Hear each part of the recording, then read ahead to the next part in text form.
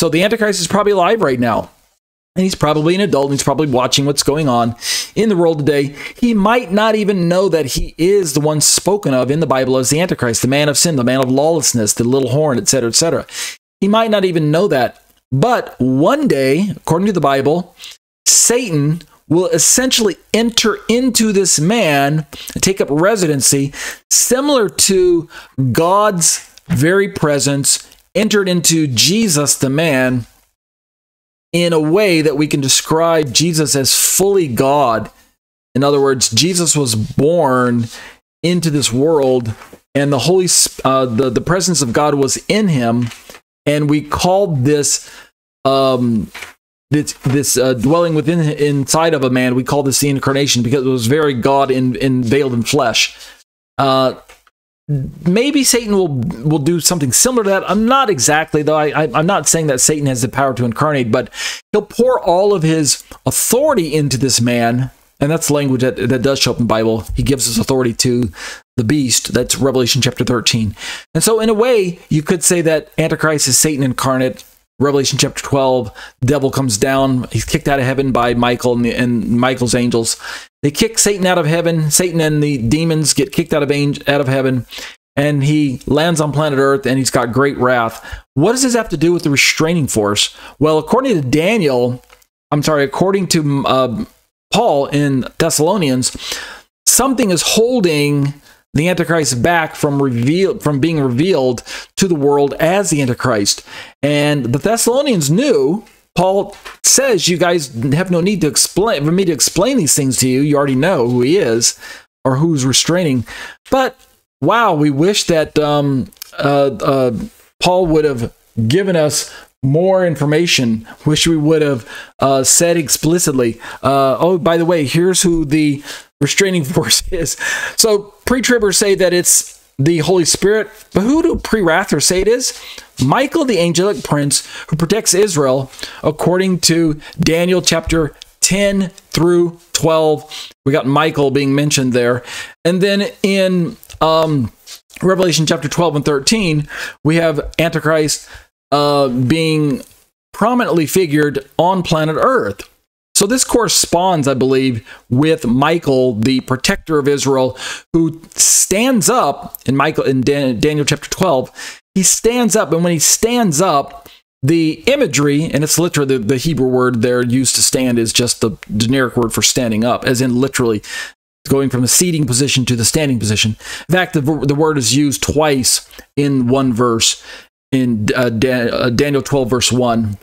Well, Michael standing up seems to correspond with Michael and his angels fighting against the devil at the midpoint of the week and kicking Satan out of heaven, and thus allowing Satan to run wild on planet Earth for a very short amount of time.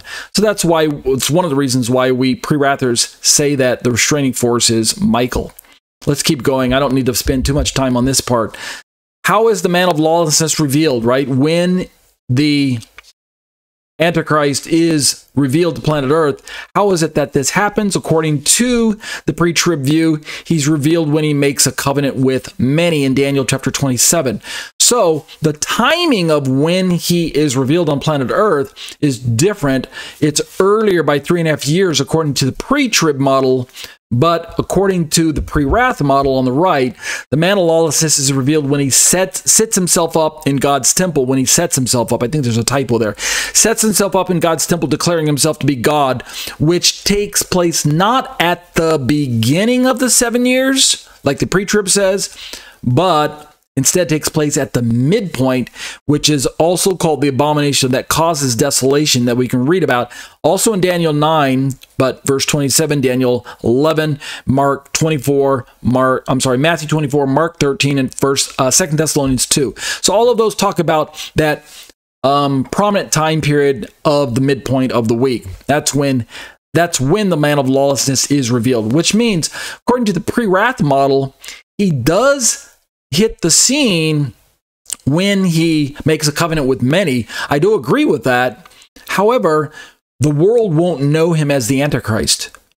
we might have some suspicions, those of us who are in the know, because we've been reading our Bible and we've been anticipating that someone's going to come along and make a covenant with the many, and that many includes at the very least Israel, but it more likely also includes a few other country groups, right? A few other nations that are parked out in the Middle East besides Israel. Why would Israel make a covenant with themselves, right? Obviously, it's when it says the Antichrist makes a covenant with the many, he's not just making a covenant with Israel.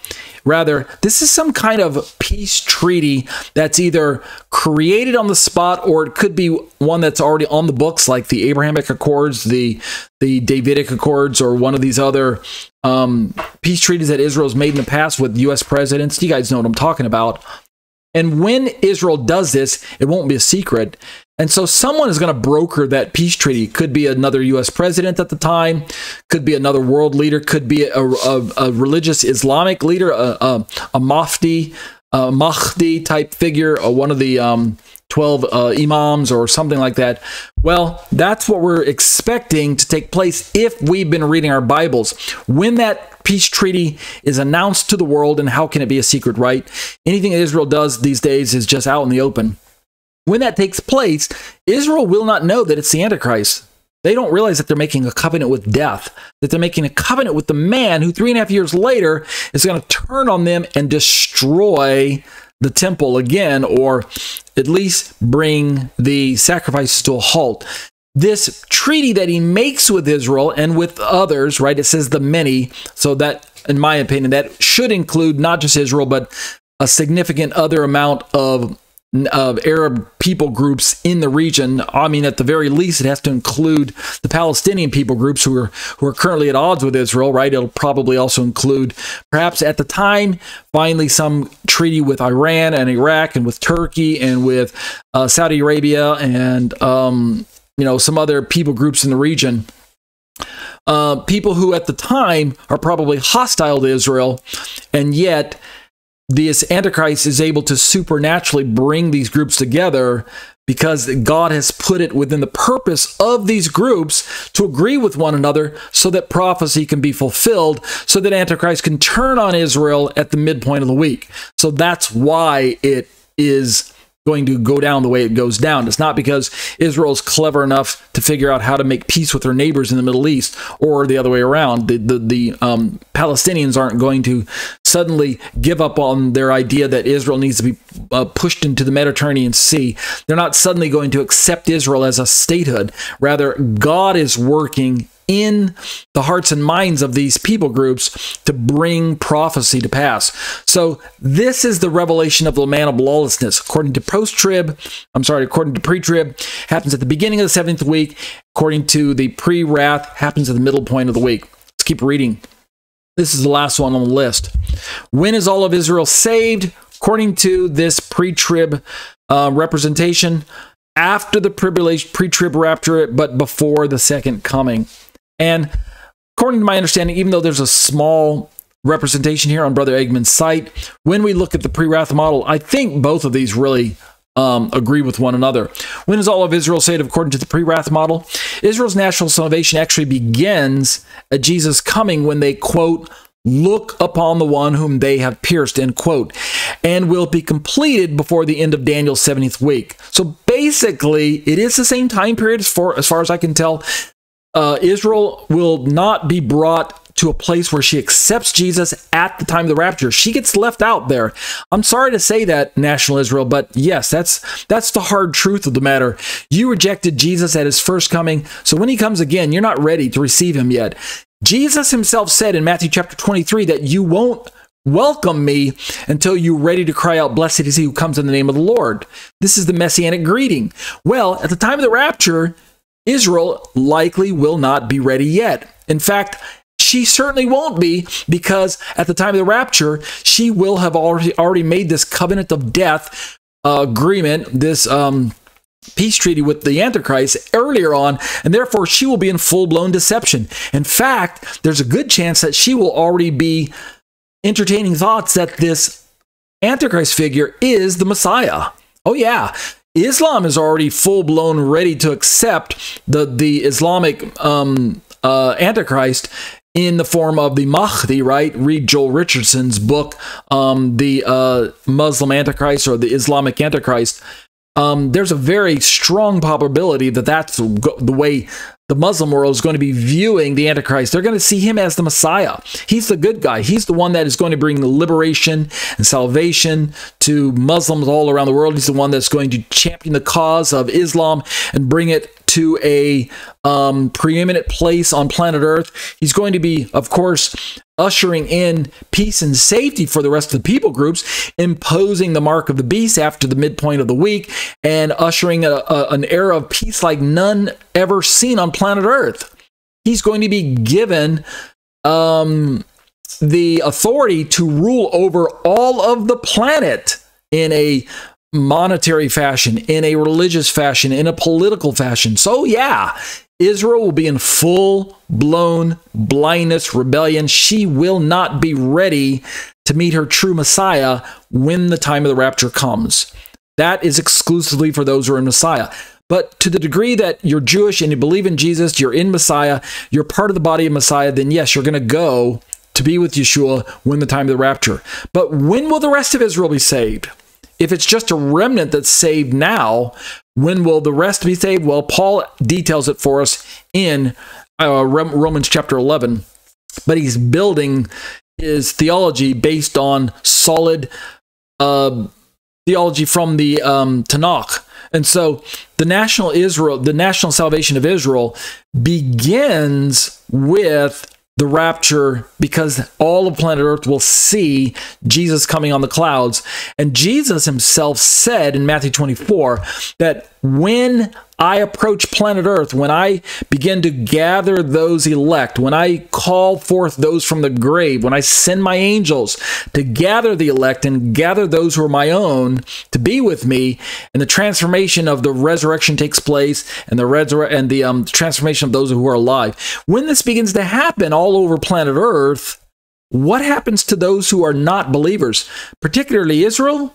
They will mourn. They will wail, because then they'll realize he is who he said he was, but even that confession won't be enough to snatch them up with those who are the elect. They're not ready for that yet. But to the degree that they see Jesus on the clouds with their own eyes, just like Yeshua said when he was on trial to the high priest, he said, he took two passages out of the Old Testament, one in Daniel and one in the book of Psalms, and he conflated them. He said, when they asked him, "Are you the Messiah?" He said, "You've said it." And then he said, I'm paraphrasing, he said, but I'll put this in post-production so you can see the verses. He said, "You will see the Son of Man coming on the clouds," that's the Daniel passage, and see, well, first he said, you'll see the Son of Man seated at the right hand of the Majesty on high. That's the Psalm passage. And then he said, you'll see the Son of Man coming on the clouds. That's the Danielic passage, right? Daniel chapter 7. And so it's that perspective at the second coming of Christ where he's telling unsaved Israel, he's telling these unbelieving high priest at the time, you're going to see me. Well, is it the high priest that was going to see him? Well, that's not exactly what he was referring to. I mean, taking it in its literal fashion, that is what he was referring to. But we know that that's not how it played out. So then we can take those words to refer to Israel as a whole that he's referring to when he said, you're going to see me coming on the clouds. You're going to see me sitting at the right hand and coming on the clouds, as if that's the sequence of events. First, the sign of the Son of Man appears in the sky right after the lights are supernaturally turned out in the entire cosmos, right? The sun goes dark, the moon turns to blood, and the stars fall from the sky, and there's great earthquakes on planet Earth, waves roaring on the seas and things like that. And then we have, with everything turned out in the universe, we have this supernatural flash, this brilliance of light as the glory of God and the glory of Messiah lights up the sky everywhere on planet Earth, all at the same time. Supernaturally, right? Every eye on earth will see him. It's a supernatural seeing, because physically it's not possible for one man to be seen everywhere on planet Earth at the same time. Even with CNN, even with social media, you can't see Jesus all at the same time. Why? Everyone doesn't have social media. Everyone's not going to be watching CNN at the time. Jesus can do it, though. Right, so how is this related to all of Israel being saved? Well, they're going to see him, but it won't be a salvific sight. It won't be a salvific seeing. They won't be able to join Jesus in that moment because their hearts are not prepared. They've not made that decision for Jesus yet. But according to Brother Eggman, and I think it has some good traction, their national salvation will start to kick into gear when they see Jesus, when they look upon one whom they pierced and they mourn for him, like Jesus says, all the tribes of the earth will mourn. And the word earth that's used there in the Matthew 24 passage could actually be translated land, as in all the tribes of the land will mourn, meaning Israel.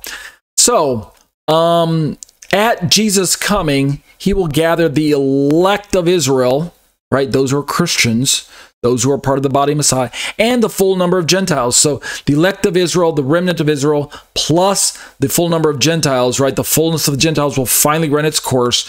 And when that takes place, and Paul talks about that also in Romans chapter 11, the fullness of the Gentiles corresponds with after the fullness of the Gentiles has come in, then all of Israel will be saved. That's like Romans 11 around verse 25. So Matthew, Brother Eggman should have put that in his reference here.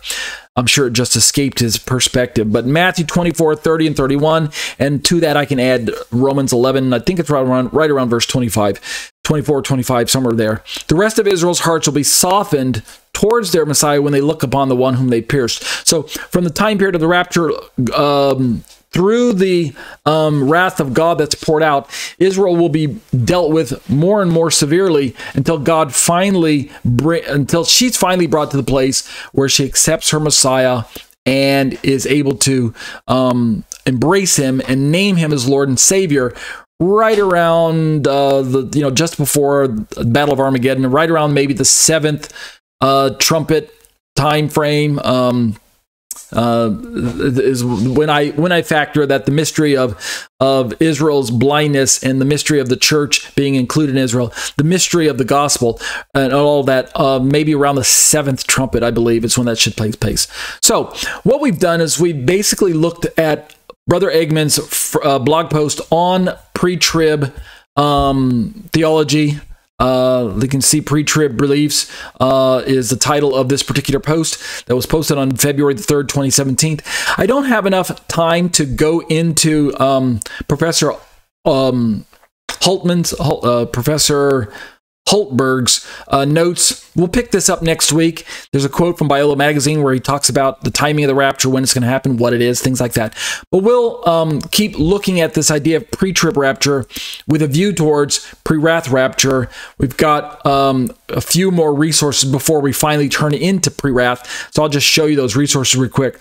First of all, starting next week, we'll deal with Professor Alan Hultberg on what the Bible says about the end times as reproduced on Biola Magazine's website. There's a blog here. After that, we'll turn to Sola Scriptura, the rapture of the church, according to the New Testament and according to prominent details that are given to us, without even having to name one of the views. When is the rapture of the church? We'll look at that. We're going to find out later on that this is likely a pre-wrath view, but I won't tell you in advance that it's a pre-wrath view. We'll just look at it through the lens of what does the Bible have to say without even naming one of the views. Let's just call it, when is the rapture? We'll look at that. And then after that, we'll turn to some questions for a pre-tribber. And this is definitely a pre-wrath perspective as we begin to turn fully into making a case for the pre-wrath view. We'll be using these questions that were reproduced by the late Robert Van Kampen as well as Reverend Roger Best. This is a blog. I'm not going to read all of it, but there's some questions that are put to a pre-tribber as to how can rapture be pre-trib if thus and such is the case. And it basically looks at some of the problems with the pre-trib view. But we'll stop right here. That'll do it for Eschatology, a biblical study of end time events.